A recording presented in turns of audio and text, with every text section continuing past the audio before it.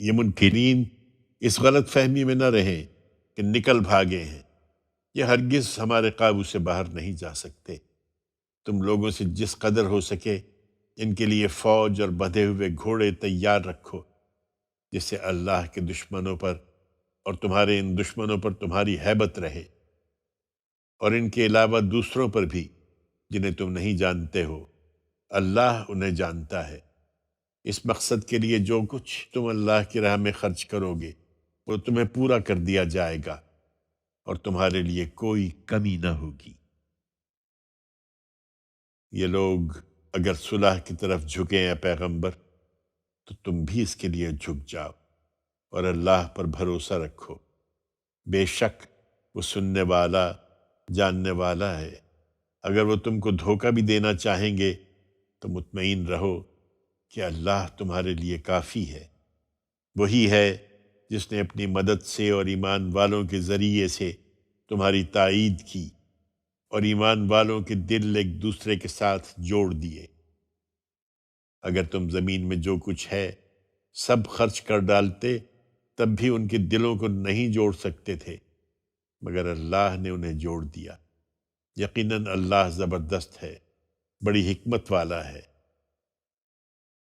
اے پیغمبر تمہارے لیے اللہ کافی ہے، اور یہی مومنین کافی ہیں جنہوں نے تمہاری پیروی اختیار کر لی ہے۔ اے پیغمبر ان مومنوں کو اس جنگ پر ابھارو جس کا حکم پیچھے دیا گیا ہے۔ اگر تمہارے لوگوں میں 20 آدمی ثابت قدم ہوں گے تو 200 پر غالب آئیں گے، اور اگر تمہارے 100 ہوں گے تو 1000 منکروں پر بھاری رہیں گے، اس لیے کہ یہ ایسے لوگ ہیں جو بصیرت نہیں رکھتے۔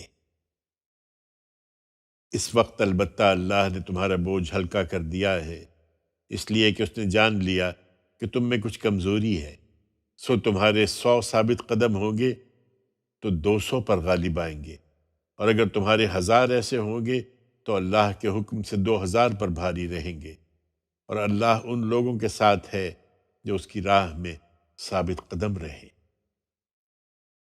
انہیں اعتراض ہے کہ تم لوگوں نے یہ سب خوریزی قیدی پکڑ کر ان سے فدیہ لینے کے لیے کی ہے۔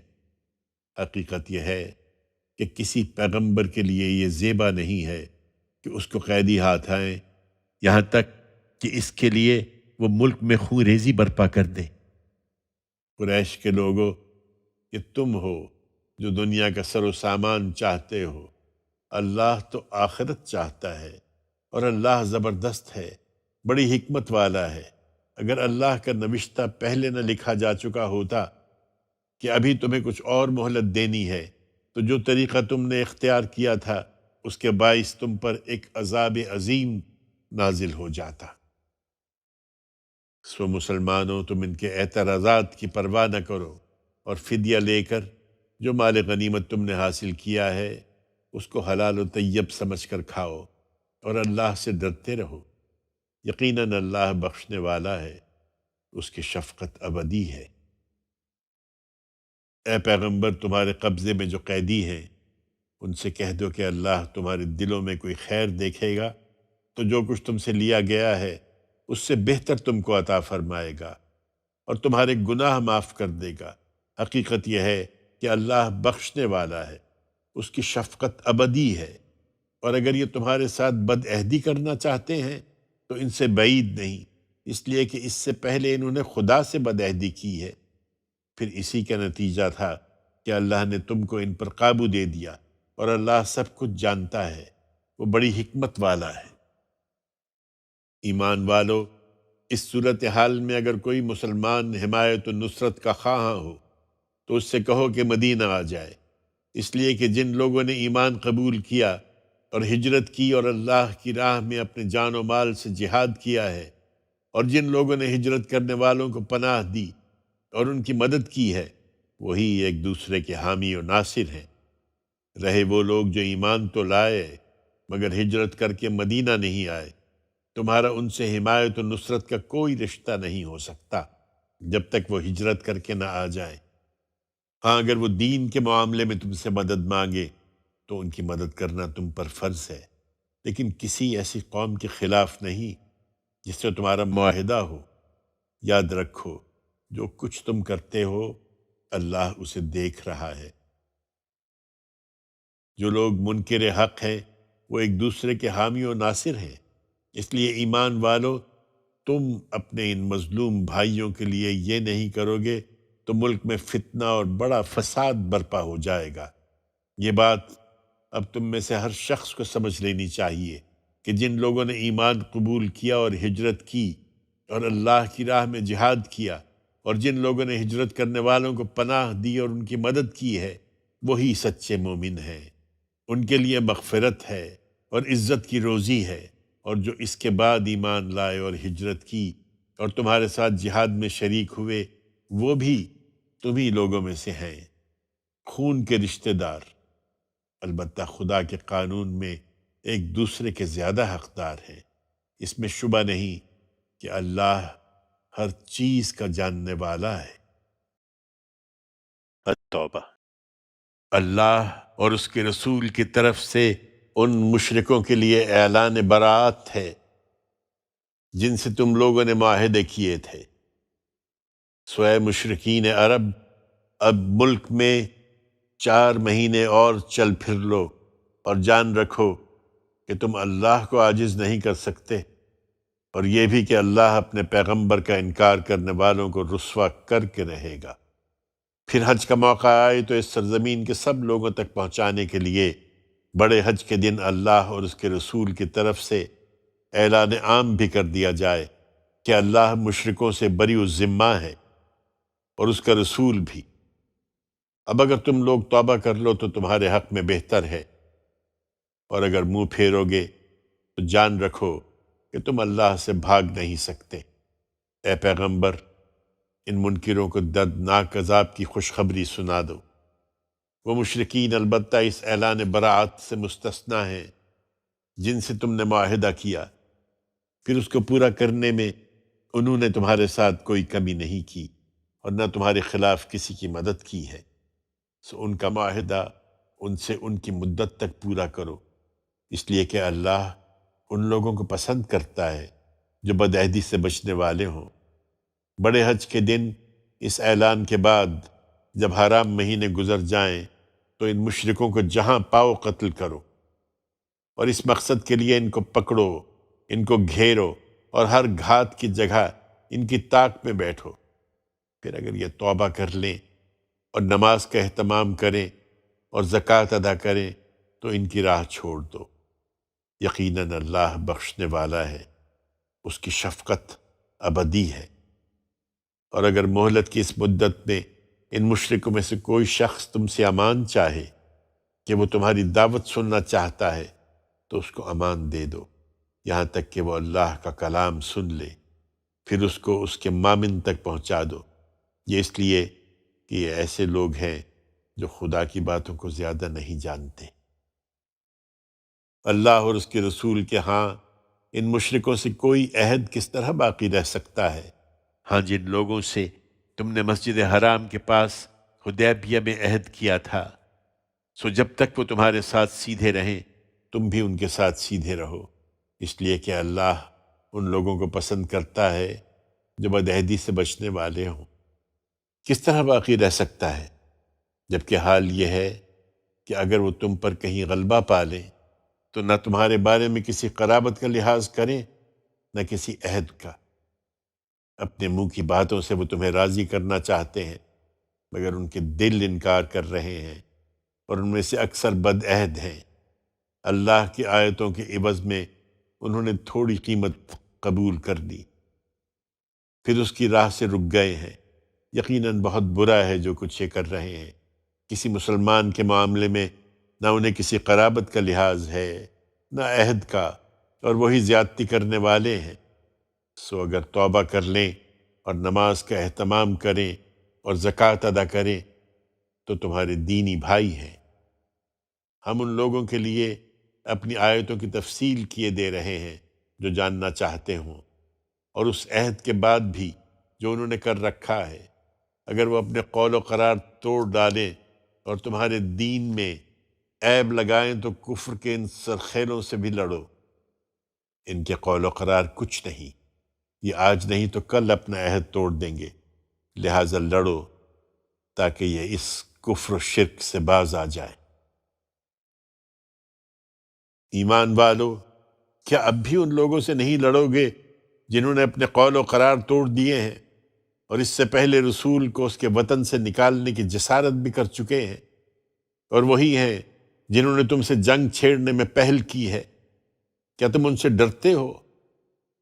سو اللہ زیادہ حقدار ہے کہ تم اس سے ڈرو اگر تم فی الواقع مومن ہو۔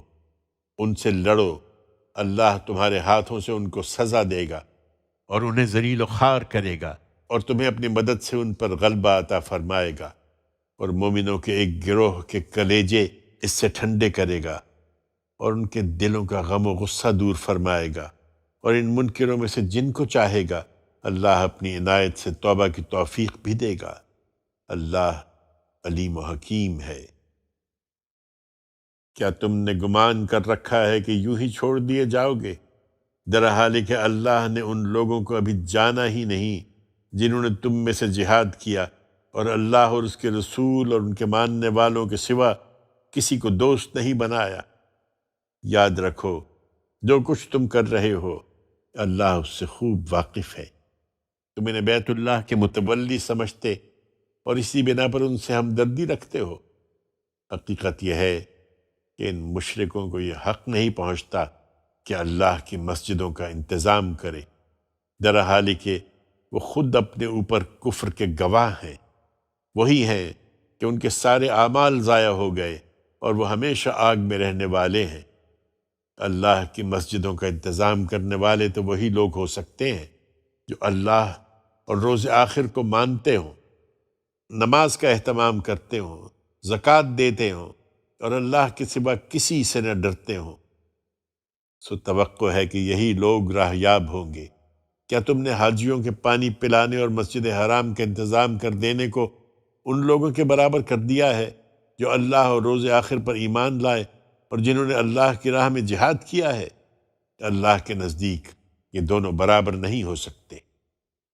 حقیقت یہ ہے کہ مسجد حرام کے ان مجاوروں نے اپنے اوپر ظلم ڈھایا ہے، اور اب اللہ ان ظالم لوگوں کو راہیاب نہیں کرے گا۔ اللہ کے ہاں ان لوگوں کا درجہ بڑا ہے جو ایمان لائے اور جنہوں نے ہجرت کی اور اپنے جان و مال سے خدا کی راہ میں جہاد کیا، اور وہی کامیاب ہوں گے۔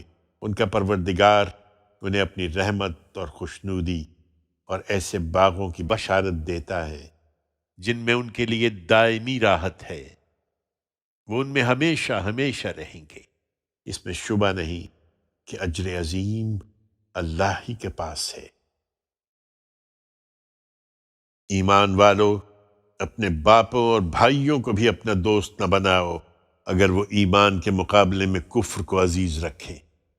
تم میں سے جو لوگ انہیں دوست بنائیں گے وہی اپنے اوپر ظلم کرنے والے ہوں گے۔ ان سے کہہ دو اے پیغمبر کہ اگر تمہارے باپ اور تمہارے بیٹے، تمہارے بھائی، تمہاری بیویاں، تمہارا خاندان اور تمہارا وہ مال جو تم نے کمایا ہے، اور وہ تجارت جس کے مندے سے تم ڈرتے ہو، اور تمہارے وہ گھر جنہیں تم پسند کرتے ہو، یہ سب تمہیں اللہ سے، اس کے رسول سے اور اس کی راہ میں جہاد سے زیادہ عزیز ہیں، تو انتظار کرو یہاں تک کہ اللہ اپنا فیصلہ صادر کر دے، اور جان لو کہ اس طرح کے بد عہد لوگوں کو اللہ راہیاب نہیں کرے گا۔ حقیقت یہ ہے کہ اللہ نے بہت سے موقعوں پر تمہاری مدد کی ہے۔ ابھی حنین کے دن بھی جب تم اپنی کثرت پر اترا رہے تھے، پھر وہ تمہارے کچھ کام نہ آئی، اور زمین اپنی وسعتوں کے باوجود تم پر تنگ ہو گئی، پھر تم پیٹھ دکھا کر بھاگ کھڑے ہوئے۔ بالآخر اللہ نے اپنے رسول پر اور اس کے ماننے والوں پر اپنی سکینت نازل فرمائی، اور ان کی مدد کے لیے ایسی فوجیں اتار دیں جنہیں تم نے نہیں دیکھا، اور ان لوگوں کو سزا دی جو پیغمبر کے منکر ہیں، اور اس طرح کے منکروں کی یہی سزا ہے۔ پھر اس کے بعد اللہ جس پر چاہے عنایت فرماتا اور اسے توبہ کی توفیق بھی دیتا ہے۔ اللہ بخشنے والا ہے، اس کی شفقت ابدی ہے۔ ایمان والو، یہ مشرکین بالکل ناپاک ہیں، لہٰذا اپنے اس سال کے بعد یہ مسجد حرام کے پاس نہ پھٹکنے پائیں، اور اس کے نتیجے میں اگر تمہیں تنگ دستی کا اندیشہ ہے تو مطمئن رہو، اللہ چاہے گا تو ان قریب اپنے فضل سے تمہیں غنی کر دے گا۔ اس میں شبہ نہیں کہ اللہ علیم و حکیم ہے۔ ان مشرکوں کے علاوہ ان اہل کتاب سے بھی لڑو جو نہ اللہ اور روز آخر پر ایمان رکھتے ہیں، نہ اللہ اور اس کے رسول کے حرام ٹھہرائے ہوئے کو حرام ٹھہراتے ہیں، اور نہ دین حق کو اپنا دین بناتے ہیں۔ ان سے لڑو یہاں تک کہ اپنے ہاتھوں سے جزیہ دیں اور ماتحت بن کر رہیں۔ ان کا دین اب یہی ہے کہ یہودی کہتے ہیں کہ عزیر خدا کے بیٹے ہیں، اور نصارہ کہتے ہیں کہ مسیح خدا کے بیٹے ہیں۔ یہ ان کے اپنے منہ کی باتیں ہیں، وہ انہی منکروں کی سی بات کہہ رہے ہیں جو ان سے پہلے ہو گزرے ہیں۔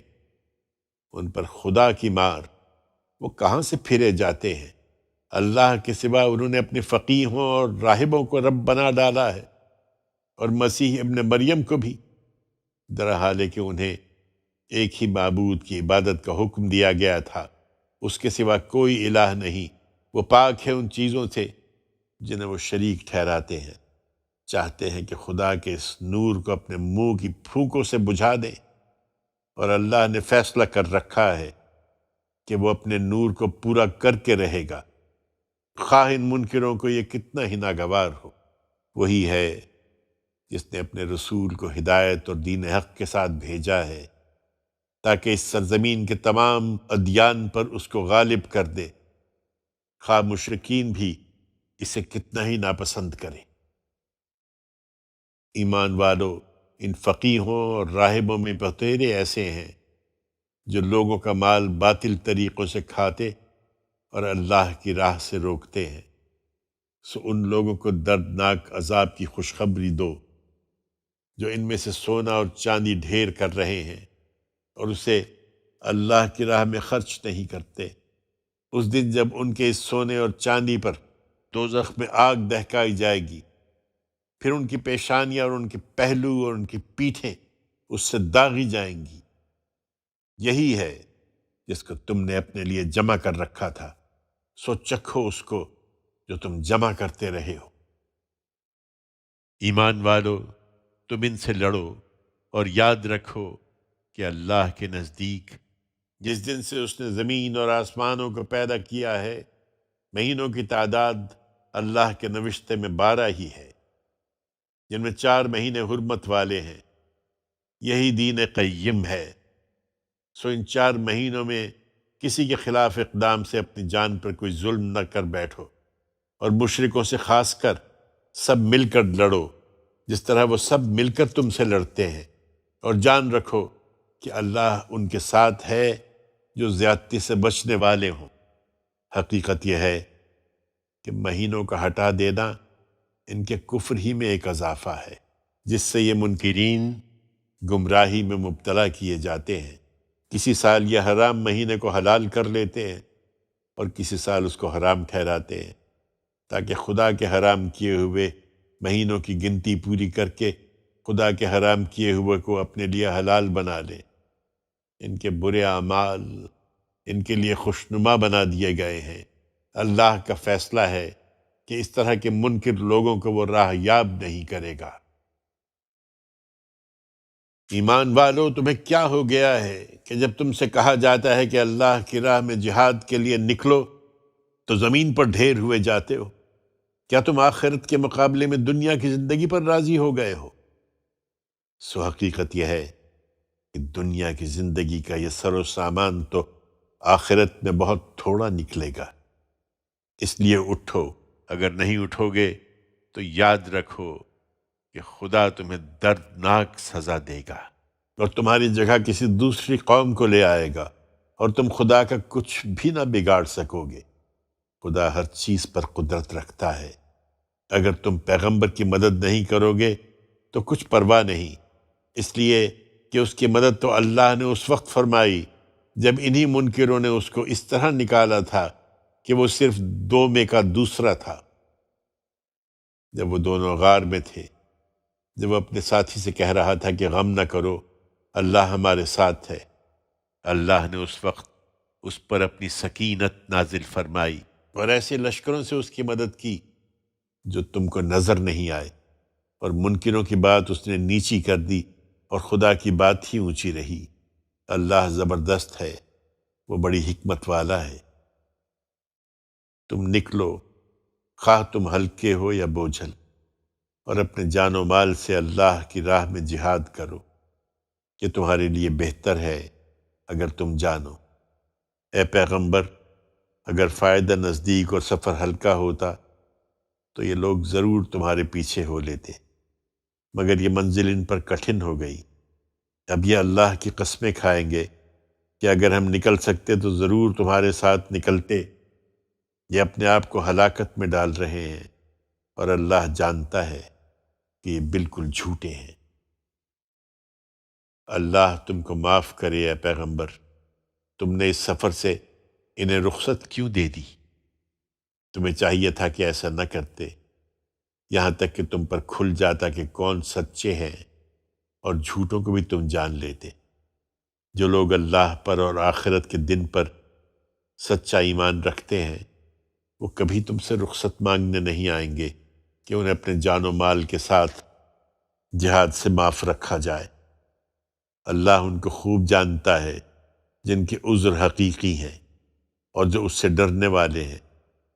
تم سے رخصت مانگنے تو وہی آتے ہیں جو اللہ پر اور آخرت کے دن پر ایمان نہیں رکھتے اور جن کے دل شک میں پڑے ہوئے ہیں، سو اپنے اسی شک میں حیران بھٹک رہے ہیں۔ اگر وہ نکلنا چاہتے تو ضرور اس کا کچھ سامان کرتے، لیکن اللہ نے ان کا اٹھنا پسند نہیں کیا، اس لیے انہیں روک کر بٹھا دیا اور کہہ دیا گیا کہ بیٹھنے والوں کے ساتھ بیٹھے رہو۔ حقیقت یہ ہے کہ اگر یہ لوگ تمہارے اندر شامل ہو کر نکلتے تو تمہارے لیے خرابی ہی کو بڑھانے کا باعث بنتے، اور تمہارے درمیان ان کی سب دوڑ دھوپ فتنہ انگیزی کے لیے ہوتی، اس لیے کہ تمہارے اندر ایسے بھی ہیں جو کان لگا کر ان کی سن لیتے ہیں۔ اللہ ان ظالموں کو خوب جانتا ہے، انہوں نے پہلے بھی فتنہ انگیزی کی کوشش کی ہے اور تمہارے لیے معاملات کا الٹ پھیر کرتے رہے ہیں، یہاں تک کہ ان کی مرضی کے خلاف حق آیا اور اللہ کا حکم ظاہر ہو گیا۔ ان میں ایسے بھی ہیں جو کہتے ہیں کہ مجھے رخصت دیجیے اور مجھ کو فتنے میں نہ ڈالیے۔ سن لو، یہ فتنے میں پڑ چکے اور اب دوزخ ان منکروں کو گھیرے ہوئے ہے۔ اگر تمہیں کوئی اچھائی پیش آتی ہے تو انہیں دکھ ہوتا ہے، اور تم پر کوئی مصیبت آتی ہے تو کہتے ہیں کہ خوب ہوا، ہم نے پہلے ہی اپنا بچاؤ کر لیا تھا، اور خوش خوش لوٹتے ہیں۔ انہیں بتا دو کہ ہمیں وہی چیز پہنچے گی جو اللہ نے ہمارے لیے لکھ رکھی ہے، وہ ہمارا مولا ہے، اور ایمان والوں کو اللہ ہی پر بھروسہ کرنا چاہیے۔ ان سے کہہ دو کہ تم ہمارے معاملے میں جس چیز کے منتظر ہو وہ اس کے سوا کیا ہے کہ 2 بھلائیوں میں سے ایک بھلائی ہے، لیکن ہم تمہارے معاملے میں جس چیز کے منتظر ہیں وہ یہ ہے کہ اللہ تم پر اپنے ہاتھ سے عذاب بھیجے گا یا ہمارے ہاتھوں سے، سو انتظار کرو، ہم بھی تمہارے ساتھ انتظار کرنے والوں میں ہیں۔ اپنے نفاق کو چھپانے کے لیے یہ کچھ نہ کچھ خرچ کرنے کے لیے بھی تیار ہو جاتے ہیں۔ ان سے کہہ دو تم اپنے مال خوشی سے خرچ کرو یا ناخوشی سے، وہ تم سے ہرگز قبول نہ کیے جائیں گے، اس لیے کہ تم بد عہد لوگ ہو۔ ان کا انفاق درخور قبول نہیں ہے تو اس کی وجہ اس کے سوا کچھ نہیں کہ انہوں نے اللہ سے اور اس کے رسول سے کفر کیا ہے، اور نماز کے لیے آتے ہیں تو مارے باندھے آتے ہیں، اور خرچ کرتے ہیں تو بادل ناخواستہ خرچ کرتے ہیں، سو ان کے مال و اولاد کو کچھ وقت نہ دو۔ اللہ تو اب یہی چاہتا ہے کہ ان کے ذریعے سے انہیں دنیا کی زندگی میں عذاب دے اور ان کی جانیں اس حالت میں نکلیں کہ یہ کافر ہوں۔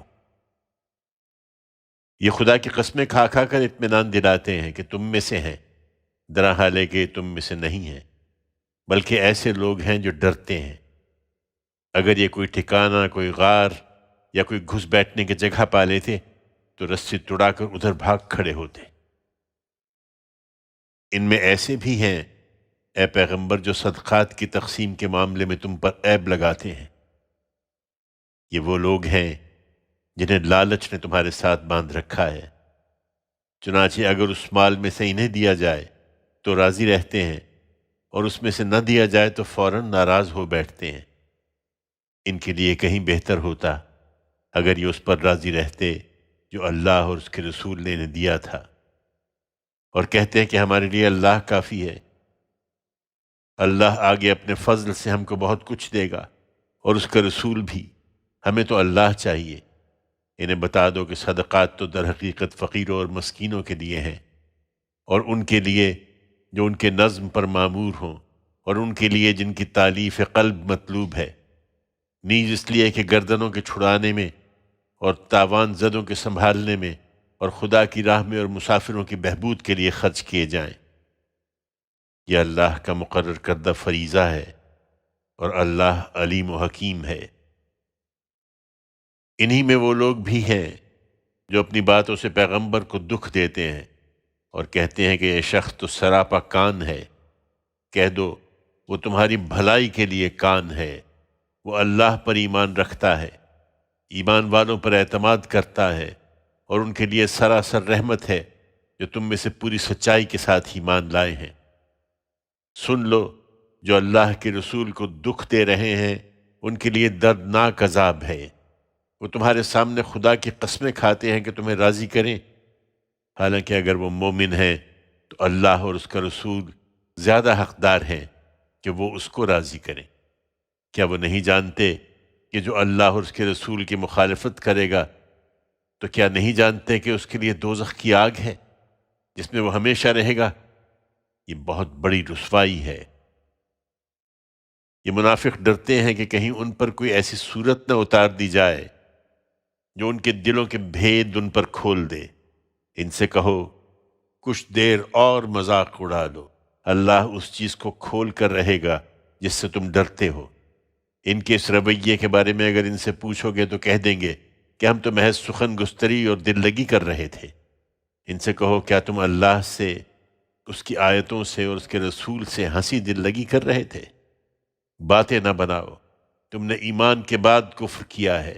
اگر ہم تمہارے کسی گروہ سے درگزر بھی کر لیں گے تو دوسرے کو ضرور اسی دنیا میں سزا دیں گے، اس لیے کہ وہ فی الواقع مجرم ہیں۔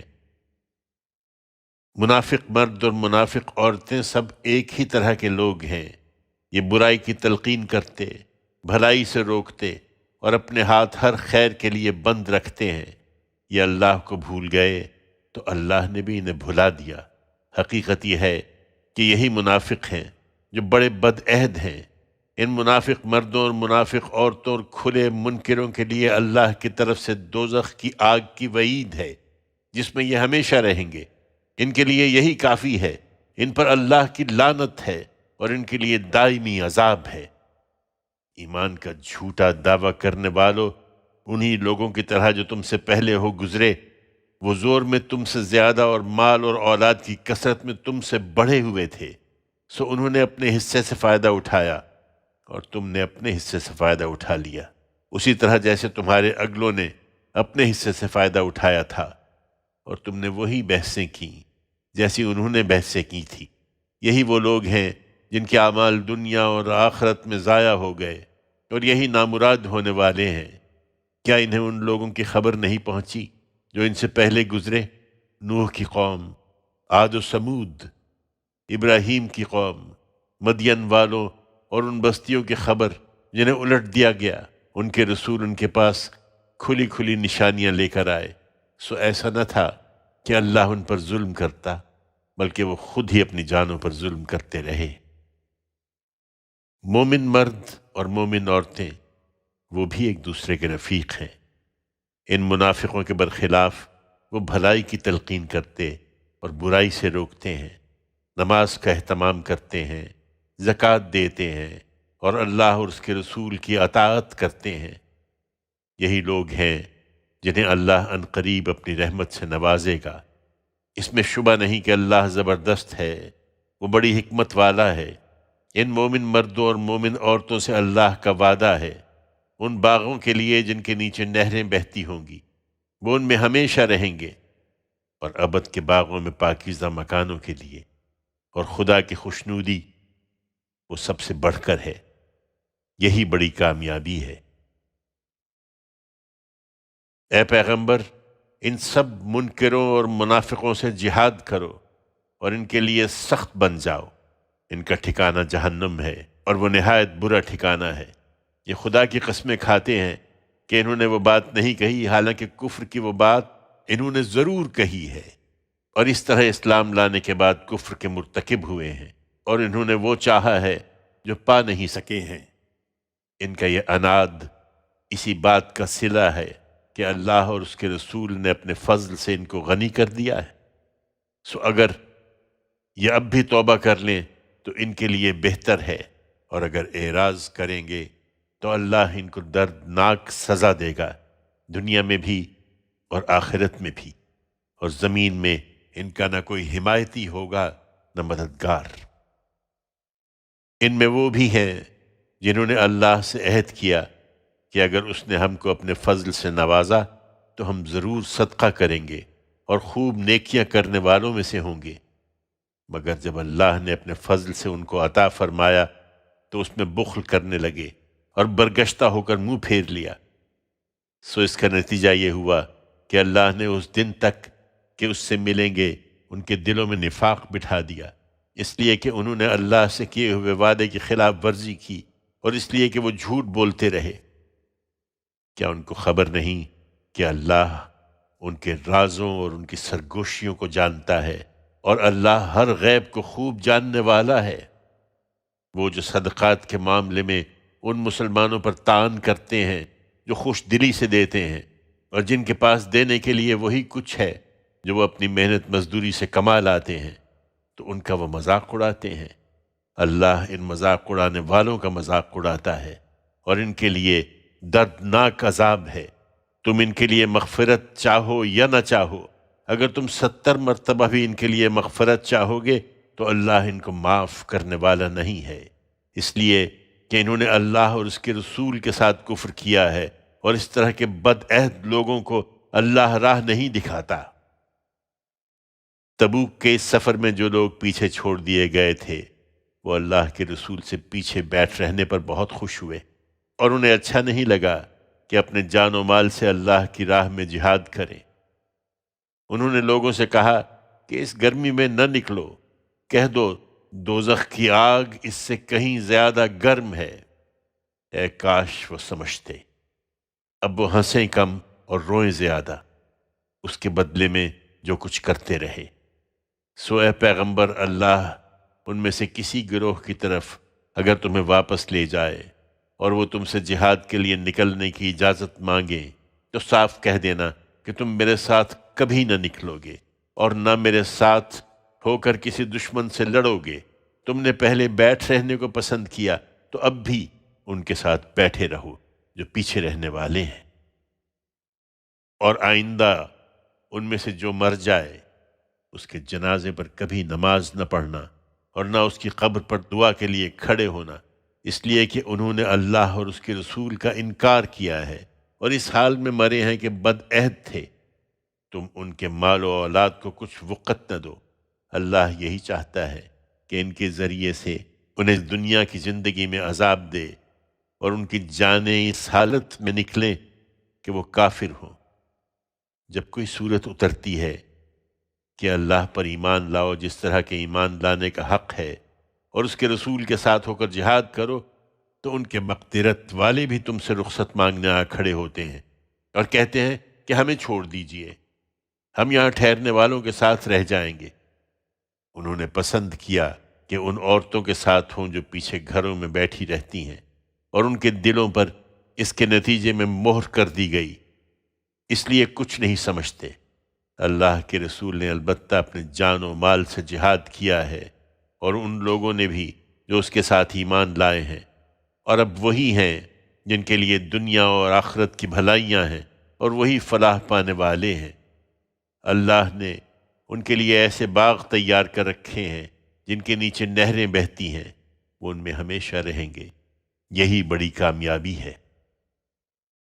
بدوی عربوں میں سے بھی بہانہ کرنے والے آئے کہ انہیں بھی پیچھے رہنے کی اجازت مل جائے، اور جنہوں نے اللہ اور اس کے رسول سے ایمان کا جھوٹا عہد کیا تھا وہ اس کے بغیر ہی گھروں میں بیٹھے رہے۔ ان کے منکروں کو عنقریب ایک دردناک عذاب پکڑے گا۔ ان لوگوں پر البتہ کوئی گناہ نہیں جو کمزور ہیں، اور ان پر جو بیمار ہیں، اور ان پر بھی جو خرچ کرنے کے لیے کچھ نہیں پاتے، جبکہ وہ اللہ اور اس کے رسول کی خیر خواہی کرتے رہیں۔ ایسے نیکوکاروں پر کوئی الزام نہیں ہے، اور اللہ بخشنے والا ہے، اس کی شفقت ابدی ہے۔ اسی طرح ان پر بھی کوئی الزام نہیں ہے کہ جب تمہارے پاس آتے ہیں کہ ان کے لیے سواری کا بندوبست کر دو، تم کہتے ہو کہ میں تمہارے لیے سواری کا بندوبست نہیں کر سکتا، تو اس طرح لوٹتے ہیں کہ ان کی آنکھوں سے اس غم میں آنسو بہہ رہے ہوتے ہیں کہ وہ اپنے خرچ پر جانے کی مقدرت نہیں رکھتے۔ الزام تو ان لوگوں پر ہے جو تم سے رخصت مانگتے ہیں، درا حالانکہ وہ مالدار ہیں۔ وہ اس پر راضی ہو گئے کہ ان کے ساتھ ہوں جو پیچھے گھروں میں بیٹھنے والی ہیں، اور اللہ نے اس کے نتیجے میں ان کے دلوں پر مہر کر دی۔ اب وہ کچھ نہیں جانتے کہ کس انجام کی طرف بڑھ رہے ہیں۔ تم لوگ اس سفر سے ان کی طرف پلٹو گے تو وہ تمہارے سامنے طرح طرح کے عذرات پیش کریں گے۔ تم صاف کہہ دینا کہ بہانے نہ بناؤ، ہم تمہاری کسی بات کا اعتبار نہ کریں گے۔ اللہ نے ہم کو تمہارے حالات بتا دیے ہیں، اب اللہ اور اس کے رسول تمہارا عمل دیکھیں گے۔ پھر تم اس کے سامنے پیش کیے جاؤ گے جو کھلے اور چھپے کا جاننے والا ہے، اور وہ تمہیں بتا دے گا جو کچھ تم کرتے رہے ہو۔ تمہاری واپسی پر وہ تمہارے سامنے اب اللہ کی قسمیں کھائیں گے کہ تم ان سے صرف نظر کرو، تو ان سے صرف نظر ہی کر لو، اس لیے کہ وہ سراسر گندگی ہیں، اور اس کے بدلے میں جو کماتے رہے ان کا ٹھکانہ جہنم ہے۔ وہ تمہارے سامنے قسمیں کھائیں گے کہ تم ان سے راضی ہو جاؤ، سو اگر تم ان سے راضی ہو بھی جاؤ تو اللہ راضی نہیں ہوگا، اس لیے کہ ایسے بدعہد لوگوں سے اللہ ہرگز راضی ہونے والا نہیں ہے۔ یہ بدوی عرب کفر اور نفاق میں زیادہ سخت اور اسی لائق ہیں کہ اللہ نے اپنے رسول پر جو کچھ اتارا ہے اس کے حدود سے بے خبر رہیں۔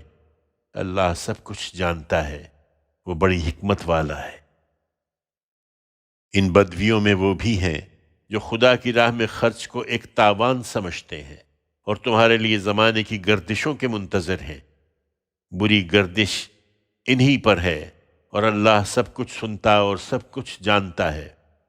اور انہی بدویوں میں وہ لوگ بھی ہیں جو اللہ پر اور آخرت کے دن پر سچا ایمان رکھتے ہیں، اور جو کچھ خرچ کرتے ہیں اس کو اور رسول کی دعاؤں کو خدا کے ہاں تقرب کا ذریعہ سمجھتے ہیں۔ سو اس میں شبہ نہیں کہ یہ دونوں ان کے لیے تقرب کا ذریعہ ہیں۔ اللہ ان کو ضرور اپنی رحمت میں داخل کرے گا، یقیناً اللہ بخشنے والا ہے، اس کی شفقت ابدی ہے۔ مہاجرین اور انصار کے ان لوگوں سے اللہ راضی ہوا، اور وہ اللہ سے راضی ہوئے جو سب سے پہلے سبقت کرنے والے ہیں، اور وہ بھی جنہوں نے خوبی کے ساتھ ان کی پیروی کی ہے۔ اللہ نے ان کے لیے ایسے باغ تیار کر رکھے ہیں جن کے نیچے نہریں بہتی ہوں گی، وہ ان میں ہمیشہ ہمیشہ رہیں گے، یہی بڑی کامیابی ہے۔ تمہارے ارد گرد جو بدوی رہتے ہیں ان میں بھی بہت سے منافق ہیں، اور مدینہ والوں میں بھی، وہ اپنے نفاق میں طاق ہو چکے ہیں۔ تم ان کو نہیں جانتے، ہم ان کو جانتے ہیں۔ انہیں عنقریب ہم 2 مرتبہ سزا دیں گے، پھر وہ ایک عذاب عظیم کی طرف دھکیل دیے جائیں گے۔ ان کے علاوہ کچھ دوسرے لوگ بھی ہیں جنہوں نے اپنے گناہوں کا اعتراف کر لیا ہے۔ انہوں نے ملے جلے عمل کیے تھے، کچھ بھلے اور کچھ برے۔ امید ہے کہ اللہ ان پر عنایت فرمائے، اس لیے کہ اللہ بخشنے والا ہے، اس کی شفقت ابدی ہے۔